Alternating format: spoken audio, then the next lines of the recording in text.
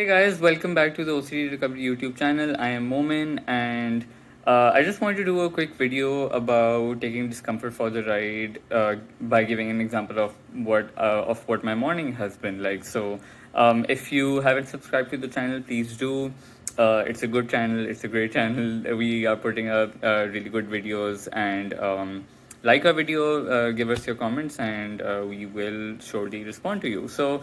Um, Today I had to go to what do you call it? Like a government office basically to get my national identity card renewed, and it's a bit of a process. But anyway, so the reason I want to actually wait before I go further. This is my old video making spot.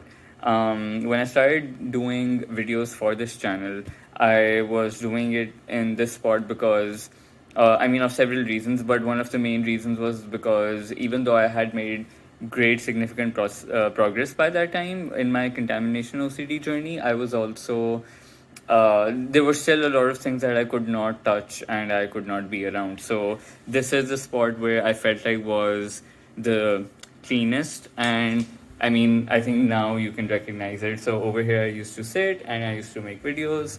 But hey, now I can sit anywhere I want around my room. So that's the good thing about recovery. I can sit on this couch and be wherever I want to be.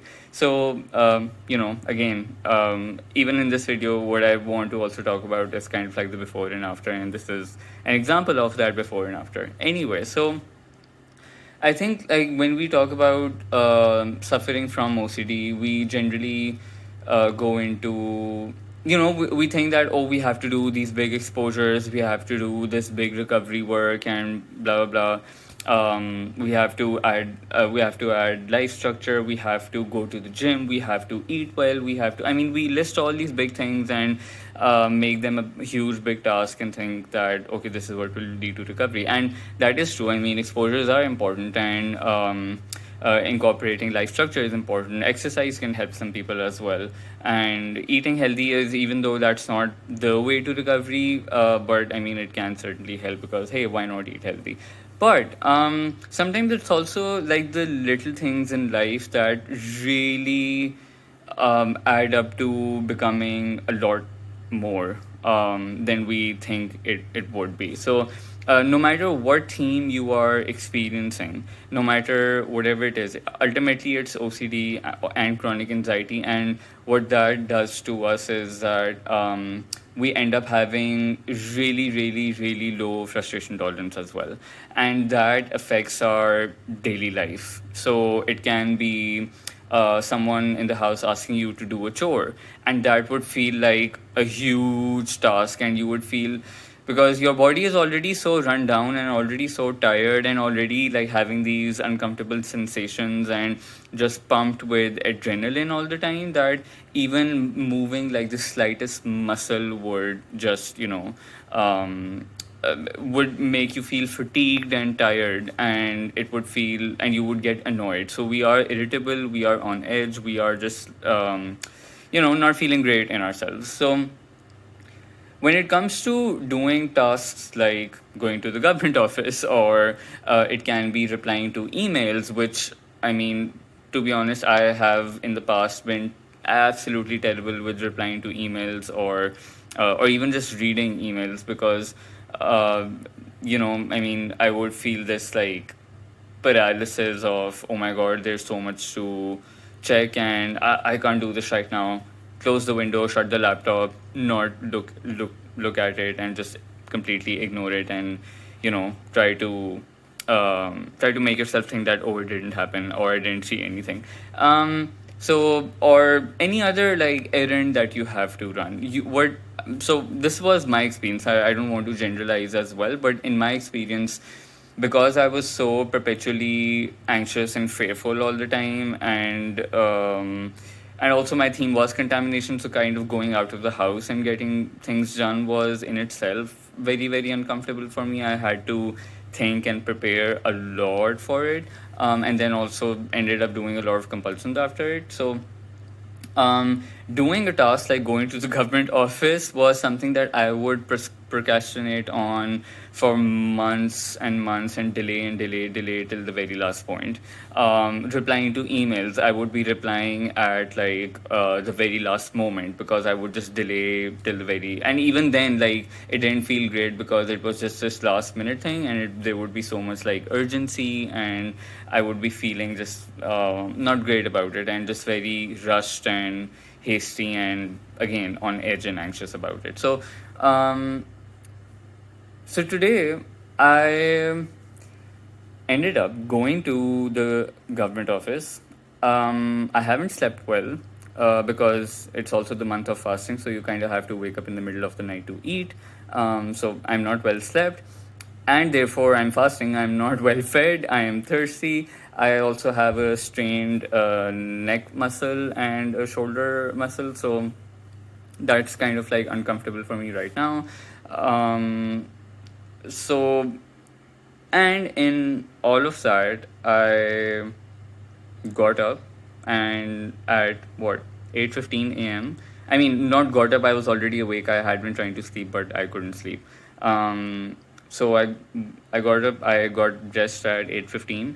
I went to the government office, which is like 20 minutes from my house, only to go to the counter and for the woman to say that the thing that you require to be done can't happen here. You have to do it online. And I was like, I mean, what? But it was just like, okay, fine, I guess. But in the past, my reaction would not be great about it. My reaction would be just very annoyed. I would feel like I had wasted time. I had wasted my day. It was all futile. I mean, what use was this entire process? But today, I just came home, and I'm now doing this video, and I feel okay about it. I mean, ideally, I would have liked if my tasks that I had to do would have been completed by now, but they haven't been. But I at least have my answers. I have some more direction and indication of okay what I need to do next. But the key lesson over here is taking discomfort for the ride, because again, like I said, I wasn't in the best condition, not well slept, not well fed, not well rested, not well, whatever I mean, strained muscles basically. But I did this anyway, and I am not doing this last minute. By the way, I got a notification on my phone yesterday that my identity card is about to be expired, so I should get it renewed. And immediately yesterday, I went online. I made that entire online application on the portal, which is also something that I used to delay so much. I used to hate documentation work. I used to just detest doing collecting documents, uploading them, and getting them signed and whatnot. I did that, and today morning I just went to the office and tried to get my stuff done over there. So no delays, and that's the difference. That's the difference in OCD recovery. Sorry, that's the difference in like not having recovered or or making progress and then having made progress. And again, like I said, it was these little tasks every day, which was like replying to emails, reading emails, checking emails, going to the grocery store, going to a government office, going to get like a document scanned or attested or signed, or get going to the printer shop to print something. Like these little tasks that usually would irritate me, annoy me, get me on edge, things that I would delay, that I would not like doing, I'm able to do them okay. And in fact, when I was working on recovery, what I started to do was to force myself to do these tasks early, and do them punctually on time. Um, I forced myself to do them, and what that helped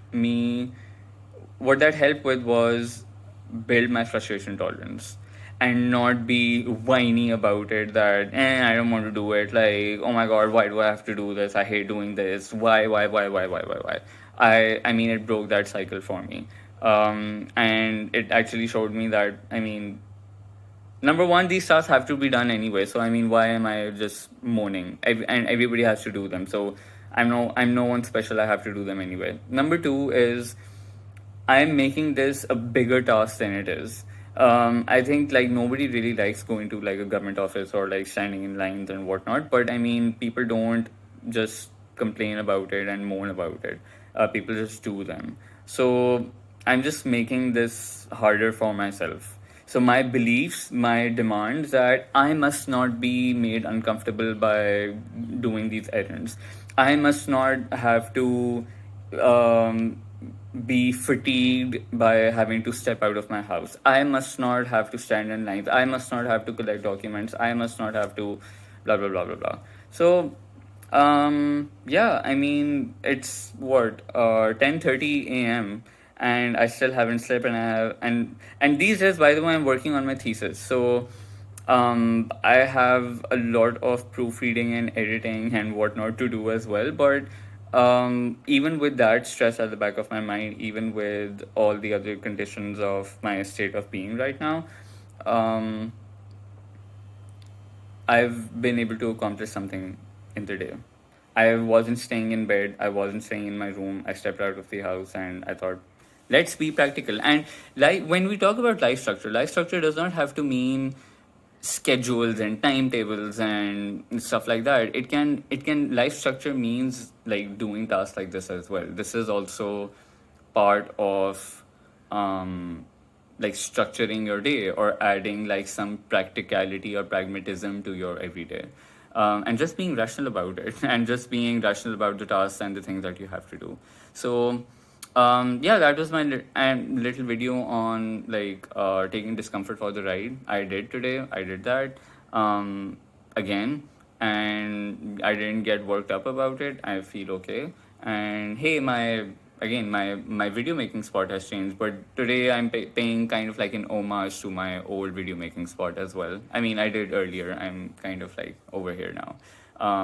But this used to be my video making spot. So anyway, I'll end on this note, and hope this helps you, and hope this gives you some tips. It doesn't have to be a big exposure every time. It doesn't have to be like this again some big magnanimous kind of achievement. It can be the little everyday wins that you do in your life that really add up to a lot. So bye.